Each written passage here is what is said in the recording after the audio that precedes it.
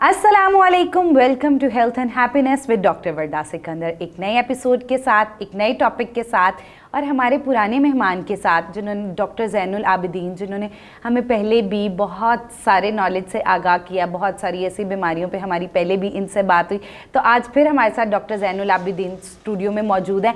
आइए इनसे जानते हैं। स्टक वेट एक बहुत ही कॉमन प्रॉब्लम है, ख़ास तौर ख़वातीन में या फिर वो तमाम लोगों में जो लोग वेट लॉस जर्नी स्टार्ट करते हैं। तो एक ऐसा फेज़ आता है जिधर वेट स्टक हो जाता है और अभी हमें समझ नहीं आती कि हम क्या करें। तो उस चक्कर में क्या होता है, हम बहुत ज़्यादा खाना शुरू करते हैं और कहते हैं कि हमारा तो वज़न कम हो ही नहीं सकता। तो इस टॉपिक पे बात करते हैं और इनसे जानते हैं कि क्या स्टक वेट को किस तरह हम ठीक कर सकते हैं और अपना बआसानी वज़न कम कर सकते हैं। Welcome to the show. कैसे हैं आप? Thank you so very much. मैं अल्लाह का शुक्र, आप कैसे हैं? अल्हम्दुलिल्लाह, परफेक्ट। अच्छा, पहले तो थोड़ा सा हमें बताएं कि स्टक वेट होता क्या है। तो स्टक वेट बेसिकली कि जब आप वेट कम कर रहे होते हैं या वेट ज़्यादा कर रहे होते हैं, एक पॉइंट पे आके आपका वेट रुक जाता है, ना वो ज़्यादा होता है ना वो कम होता है, इसे हम वेट स्टक बोलते हैं। ओके। अब होता ये है कि होता क्यों है और किन लोगों में होता है। वो लोग जो डायरेक्टली वेट कम करना चाह रहे हैं, यानी कि फॉर एग्जांपल किसी का पेशेंट का वेट है 112 और वो चाह रहा है कि मैं 1 महीने के अंदर 12 से 15 किलो वज़न कम कर लूँ।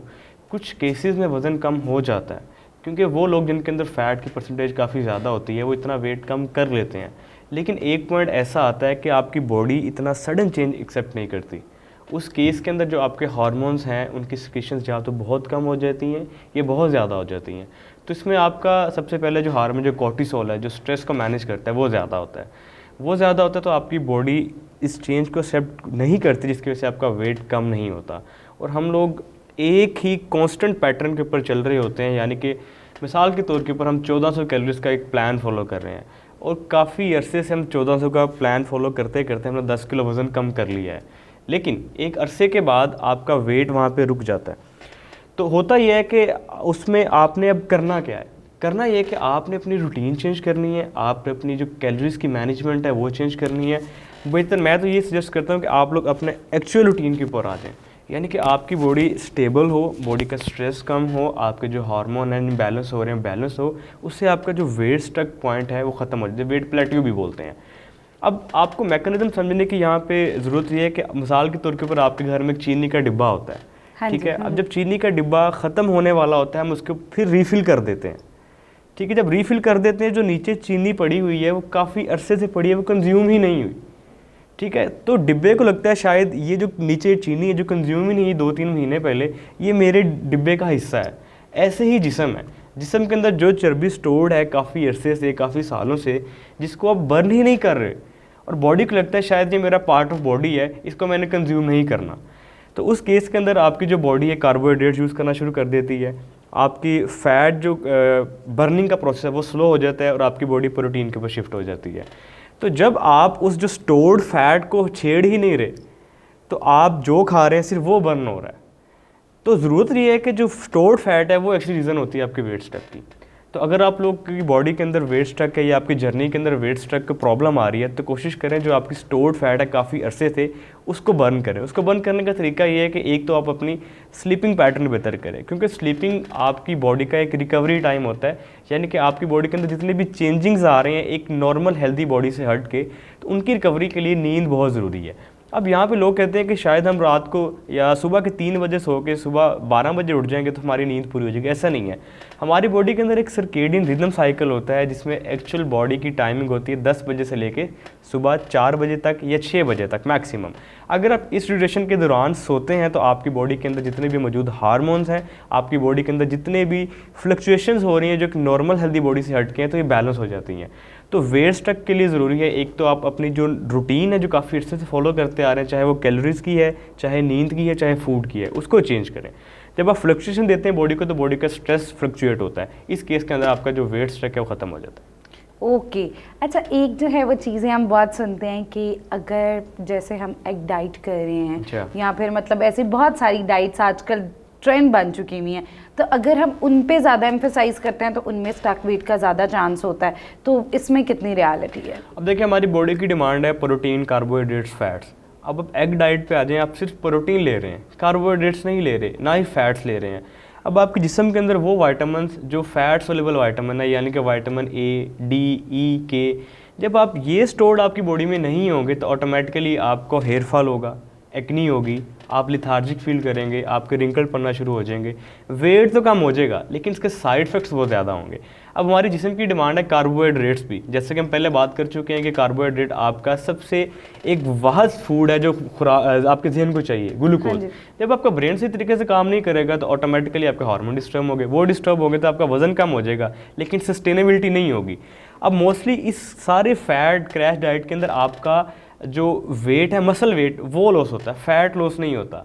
और जो मसल लॉस होता है ये सस्टेनेबल नहीं होता, ये फिर दोबारा रीग्रो हो जाता है क्योंकि मसल की नेचर इसमें दोबारा रीग्रो होना है। हाँ। तो आपका वेट कम हो जाएगा लेकिन सस्टेनेबल वेट कम नहीं होगा, ये दोबारा रीग्रो हो जाएगा। ओके, रीबाउंड ओबेसिटी जो है वो कॉज हो सकती है अगर आप ये फैट डाइट्स, क्विक डाइट्स जो हैं इनकी तरफ जाते हैं। अच्छा डॉक्टर ज़ैनुल आबिदीन, एक बहुत चीज़ हम मिथ सुनते हैं कि अगर हम अपनी डाइटिंग के दौरान सप्लीमेंट्स का ज़रूरत से ज़्यादा इस्तेमाल करें तो वो वेट को स्टक कर देता है, जबकि हम ये भी बात सुनते हैं कि हमें जो है वो मल्टी वाइटामिन्स, माइक्रोन्यूट्रिएंट्स का इंटेक करना चाहिए डाइटिंग के दौरान। तो इसमें आप बीइंग अ न्यूट्रिशनिस्ट क्या सजेस्ट करते हैं? देखिए, होता ये है कि हर चीज़ की एक रिक्वायरमेंट होती है कि हमने इतनी मिकदार में लेनी है। जब आप उसका हद से ज़्यादा इस्तेमाल करते हैं तो आपके लिए नुकसानदेह होती है। मिसाल के तौर के ऊपर हमारी जो खुराक है, जिसे हम कंसीडर करते हैं कि हमारी खुराक के अंदर सारे न्यूट्रिएंट्स हैं, लेकिन अनफॉर्चुनेटली इस ईरा के अंदर हमारे पास कोई ऐसी खुराक नहीं है जिसके अंदर वो सारे न्यूट्रिएंट्स मौजूद हों जो हम एक्सपेक्ट करते हैं। मिसाल के तौर के ऊपर हम कहते हैं कि एक गिलास दूध के अंदर 2000 माइक्रोग्राम कैल्शियम है, लेकिन क्या आपको लगता है कि एक गवाले से लेके जब तक दूध आपके घर पहुंचता है उसके अंदर उतनी कैल्शियम रहती होगी? नहीं, जितने प्रोसेस से दूध गुजरता है उतनी ज़्यादा डिज़ोल्व होती है कैल्शियम। तो ऐसी जो हमारी सारी खुराक है उसके अंदर अडल्ट्रेशन बहुत ज़्यादा है, उसके अंदर उतने न्यूट्रिएंट्स मौजूद नहीं है। इसलिए बीइंग अ न्यूट्रिशनिस्ट या बीइंग अ हेल्थ कंसल्टेंट हम कोशिश करते हैं कि हम एक साइड बाय सप्लीमेंट रिकमेंड कर दें ताकि एटलीस्ट हमें ये तो इंश्योर हो कि ये बंदा सारे न्यूट्रिएंट्स ले रहा है।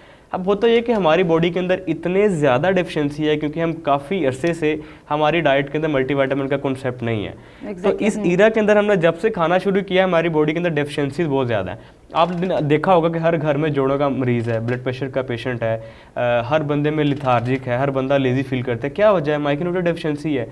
लेकिन जब हम उसका ज़्यादा इस्तेमाल करना शुरू कर देते हैं हमें नोज़िया होना शुरू हो जाता है, ब्लॉटिंग होना शुरू हो जाती है। अब होता ये है कि हम जैसे फॉर एग्जाम्पल हम अनीमिया की बात करते हैं, हम ब्लड टेस्ट करवा लेते हैं, हमें पता चल जाता है कि अनीमिया है या नहीं है। लेकिन अनफॉर्चुनेटली अभी तक बहुत कम सेटअप्स ऐसे हैं जहाँ पे माइक्रोन्यूट्रिएंट लेवल पर जाके बायोकेमिकल टेस्ट होता है, यानी कि पता चल जाए कि आपके जिस्म में कितनी डेफिशिएंसी है।